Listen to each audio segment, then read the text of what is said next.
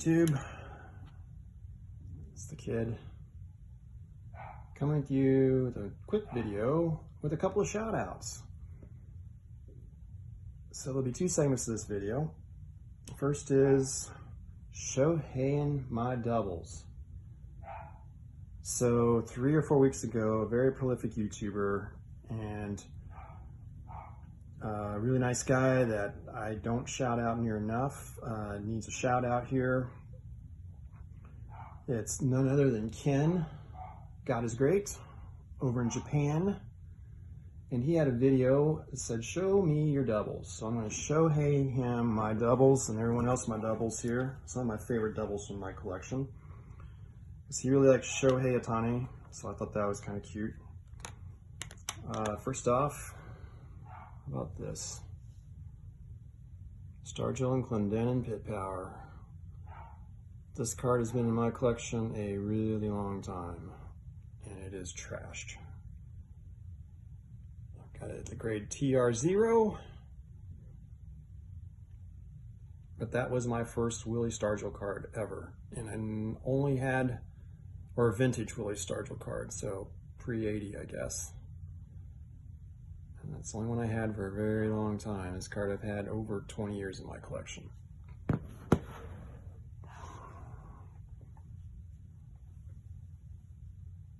How about Ace Hurlers?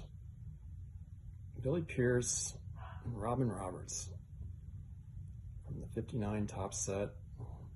Just a beautiful double card. All right.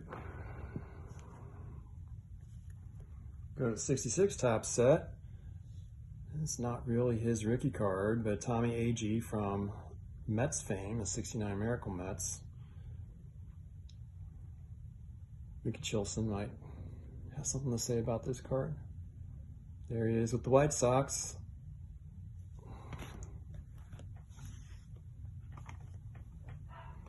And this is an awesome card. World Series 1976. Here's a double shot of Johnny Bench. Reds defense stops Yankees. Bench's 2 homers wrap it up. He had a pretty tough 76 campaign at the plate, but he just was gangbusters at the plate in the World Series.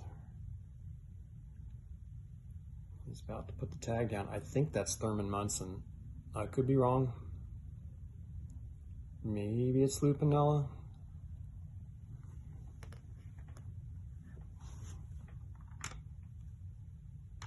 Man. This is from my guy Drew out in Nebraska. I think this is his favorite double card of all time. The double rookie major league prospect from Fleer. Bill Hatcher on the left and Sean Dunston, the Shawnometer on the right. Wearing 55, no less. Billy Hatcher, of course, an on-base percentage of .750, broke Babe Ruth's 27 Yankees on-base World Series percentage in the 1990 World Series, in that 4-0 sweep of the Oakland A's that he likes to say never happened. Revisionist history, my friend, revisionist history. It happened. Okay, let's get some more serious cards here. This might be one of the coolest doubles cards, period. Any set, any era. I'm talking about the 63 tops, pride of the NL. Look at this card of Willie Mays and Stan the Man Musial.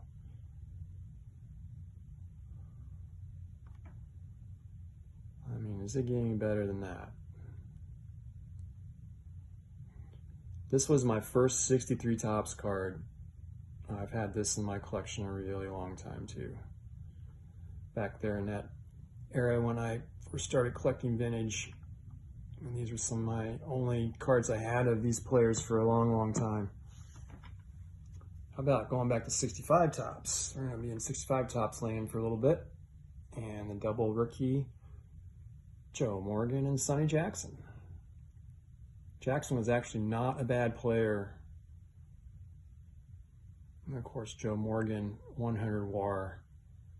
I consider him an Inner Circle Hall of Famer. I don't know about you guys.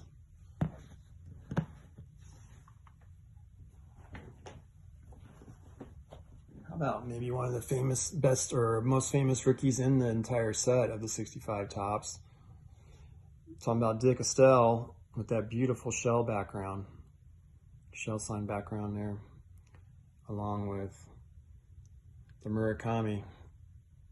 First Japanese Major League player. He was a pitcher for the Giants briefly in this 65 campaign.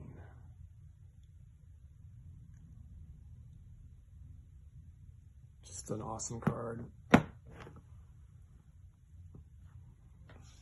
So from Japan, a shout out again with Ken at God is Great. Check him out. He shouts out so many young channels, and he was the second major channel to shout me out after Vintage Card Steve when I first started this thing about this YouTube journey of making videos about 2 or 3 years ago, two and a half years. Just past my 2-year anniversary, I think. Started like in October, a couple years ago, I think, actually, now if I remember right. Steve shouted me out first, and then a couple months later, Ken did. I'm really grateful to both of them. It brought a lot of subscribers to my channel, and I'm appreciative of you guys continuing to watch these videos. How about 65 tops, 1964 ERA leaders in the National League? With Sanford, Koufax, Donald Drysdale. Classic card. Great double card.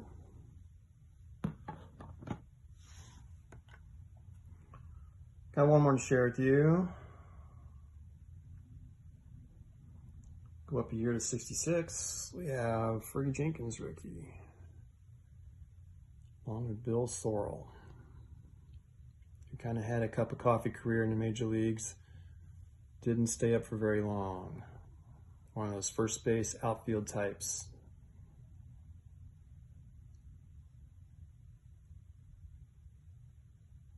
Fergie Jenkins, a guy I don't have enough cards in my collection of, but a really outstanding pitcher from Canada.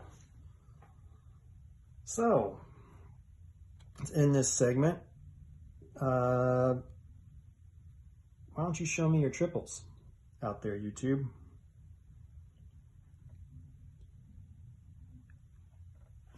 Here's one of my favorites.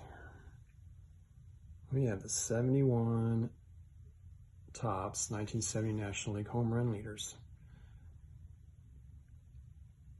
3 of my favorite players: Johnny Bench, Billy Williams, Tony Perez. You will see Billy Williams in the next segment, because let's go out in my garage and let's go take a look at some tools. Let's go take a look at 5 tool players. All right, welcome back. I guess when we see tools, I get salivating in my mouth. I'm ready to pull some out and do some sort of project. These here are my father's, most of them. But up there you see some cards, maybe. Cards of 5 tool players.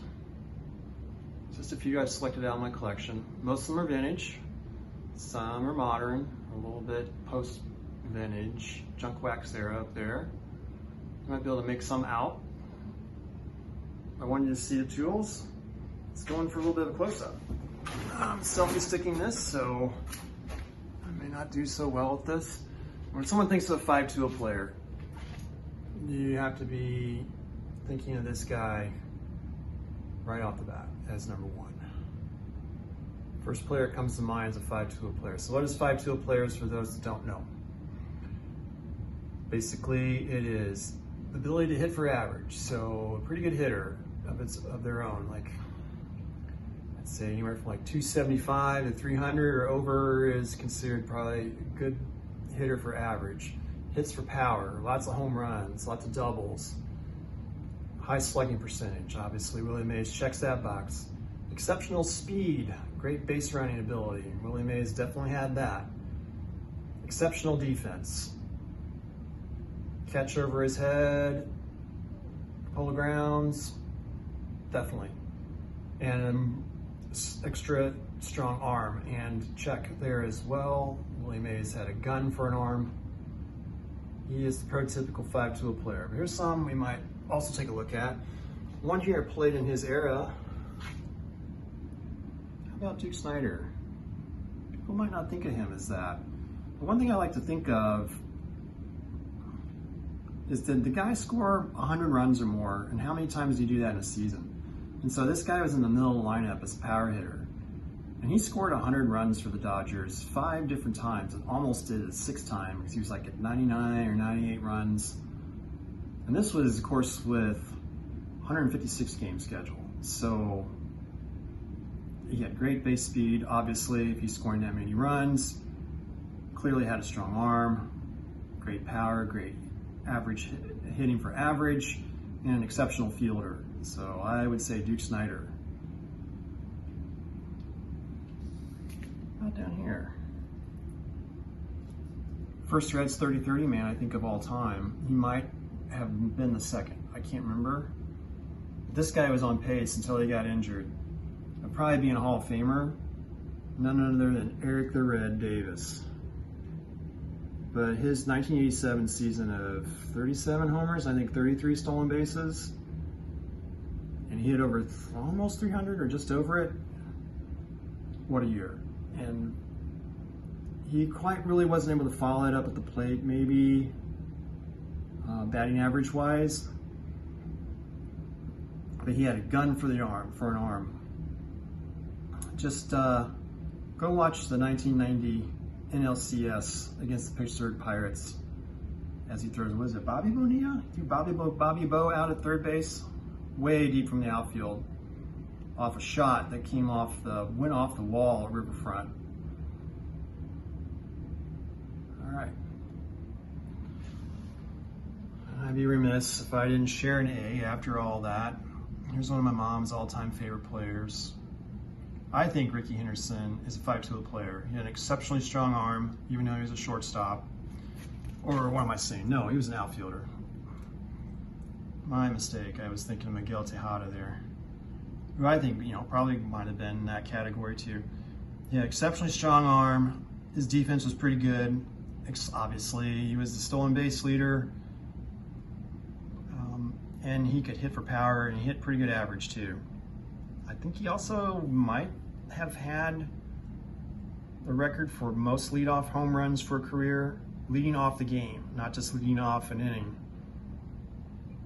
That's pretty impressive.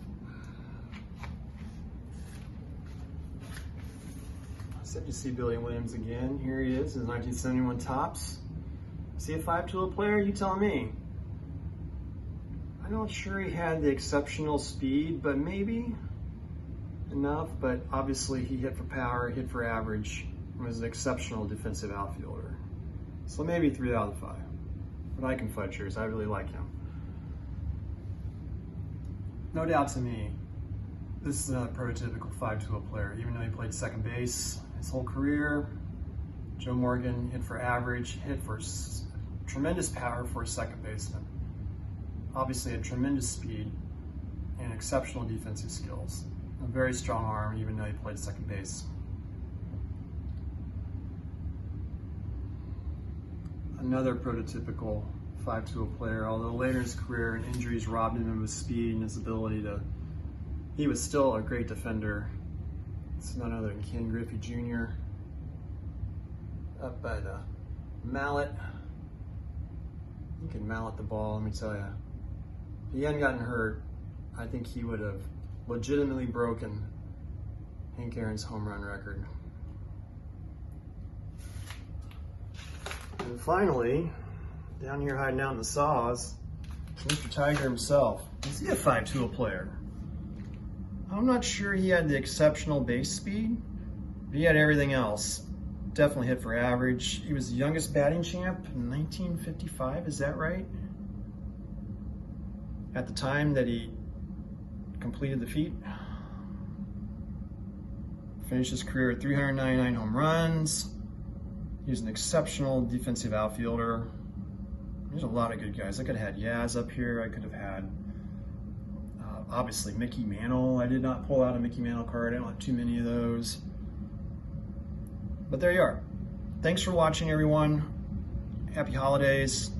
I hope to have another video before Christmas, but I can't make any promises. It's a busy time of year. But as always, Merry Christmas, Happy Holidays, and be safe at home, everyone.